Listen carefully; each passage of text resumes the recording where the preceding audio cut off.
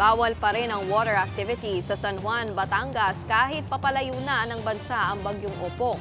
Ilang bakasyonista rin ang nagkansela ng kanilang booking sa mga resort. Narito ang express report ni JC Cosico. Naglalakas ang hampas ng alon na sinabayan pa ng malakas na hangin. Sumasayaw din sa hangin ang mga puno ng niyog. Ganito ang sitwasyon kahapon sa beach resort na ito sa San Juan, Batangas dahil sa bagyong Opong. Sa ibang resort, ibinaba na muna ang mga kabana para hindi liparin. Umabot sa wind signal number 3 ang probinsya ng Batangas kahapon. Bagamat nakalayo na ng bansa ang bagyo at inalis na ang wind signal sa Batangas, bawal pa rin ang water activities gaya ng paglangoy sa San Juan, alinsunod sa abiso ng Philippine Coast Guard.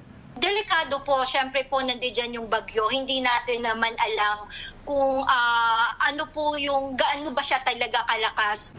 Papayagan lang ulit ang water activities oras na tuluyang bumuti ang lagay ng panahon. Bukod dyan, may ilang guest din sa ilang resort na nagkansela at nirebook sa ibang araw ang kanilang bakasyon. Meron pa rin namang tumuloy. Ang in-advise na lang namin sa kanila is not allowed yung ating beach dahil nga malakas yung alon, malakas yung hangin. Nagbabalita mula sa Frontline, JC Cosico, News 5. Mga kapatid, Nikki de Guzman po. Para sa pasada ng mga rumaratsyadang balita, mag-follow at mag-subscribe na sa social media pages ng News 5.